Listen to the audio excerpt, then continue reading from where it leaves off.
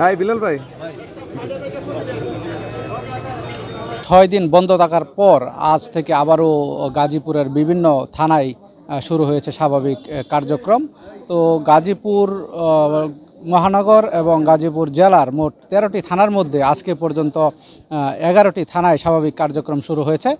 কিছুক্ষণ আগে কথা বলেছিলাম Gazipur metropolitan police commissioner Mahbub Alam সাহেবের সাথে। তিনি জানিয়েছেন যে গাজীপুর মেট্রোপলিটন এলাকার সবগুলো থানাতেই স্বাভাবিক কার্যক্রম শুরু হয়েছে, তবে আপাতত তারা দাপ্তরিক এবং যেই জিডি গ্রহণ এগুলো কার্যক্রমের মধ্যে তারা সীমাবদ্ধ থাকতে চান। আসলে যে থানাটি পুড়িয়েছে সেই থানার কার্যক্রমটা আমরা শুরু করেছি ভিন্ন একটি জায়গায়, এটাও আমরা এই কয়েকদিনের মধ্যে রিকভারি করে ফেলবো। আর যে ট্রাফিক বক্সগুলো পুড়িয়েছে এগুলো আমাদের একটু সময় লাগবে, আপাতত তারা হয়তো বাইরে ডিউটি করবে শিফট বাই শিফট, তারপর আমরা দেখবো কীভাবে ঠিক করা যায়। আমাদের স্বরাষ্ট্র উপদেষ্টা মহোদয় কিন্তু একটা কথা বলেছেন, উনি বলেছেন যে স্কুল এবং কলেজের বাচ্চাদেরকে হয়তো এখানে এই কাজ থেকে উইথড্র করে নেবেন, সেখানে হয়তো বিশ্ববিদ্যালয়ের কিছু ছাত্র হয়তো থাকবে, তাদের সাথে কীভাবে সমন্বয় করে কাজ করব সেই বিষয়টি নিয়ে আমরা ভাবছি। তাদের সাথে ইতিমধ্যে আমরা বসেছিলাম, তাদেরকে যদি এরকম আমাদের হেডকোয়ার্টার্স কিংবা মন্ত্রণালয় নির্দেশ দেয় তাহলে তাদেরকে একটি আইডি কার্ডের মাধ্যমে আমরা হয়তো আমাদের সাথে একীভূত করব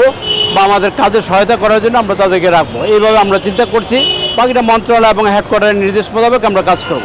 গাজীপুরে 100% উপস্থিতি আছে। এখন পর্যন্ত আমরা এরকম কোনো সদস্য পাইনি যারা কর্মস্থল ছেড়ে চলে গেছে বা চাকরি করবে না বা ফেরত আসেনি, এরকম কোনো রিপোর্ট কোথাও পাইনি। তবে কিছু ইমার্জেন্সি 2-1 ছুটিতে আছে, কারো হয়তো মা মারা গেছে, কারো হয়তো বাবা অসুস্থ, এরকম 2-1 আছে। এছাড়া আমাদের সকল 100% উপস্থিতি আছে। কথা বলেছিলাম গাজীপুরের পুলিশ সুপার শফিকুল আলমের সাথে। তিনি জানিয়েছেন যে গাজীপুর জেলার 5টি থানার মধ্যে ইতিমধ্যে 3টি থানা তাদের কার্যক্রম শুরু করেছে।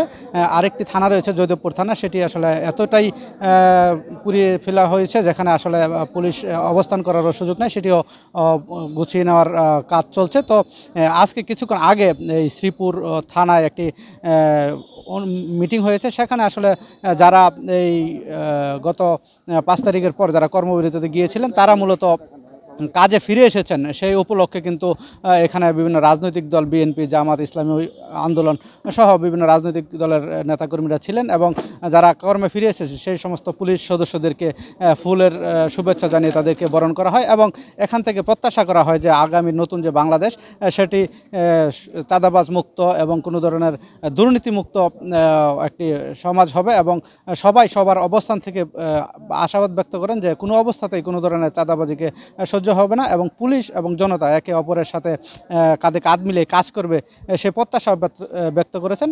যারা এখনও যোগদান করেননি কর্মবিরতি থেকে তাদেরকে 15ই আগস্ট পর্যন্ত কিন্তু সময় দেওয়া হয়েছে। এই সময়ের মধ্যে যদি তারা নিজ নিজ কর্মক্ষেত্রে যোগদান না করে তাদের ব্যাপারে আইনানুগ ব্যবস্থা নেওয়া হবে। তো অন্যান্যরা বলছেন যে খুব শীঘ্রই তারা তাদের কর্মে ফিরে আসবে এবং তারা তাদের সেই পেশাদারিত্বের কাজে তারা লেগে যাবে, এমনটাই প্রত্যাশা করছেন।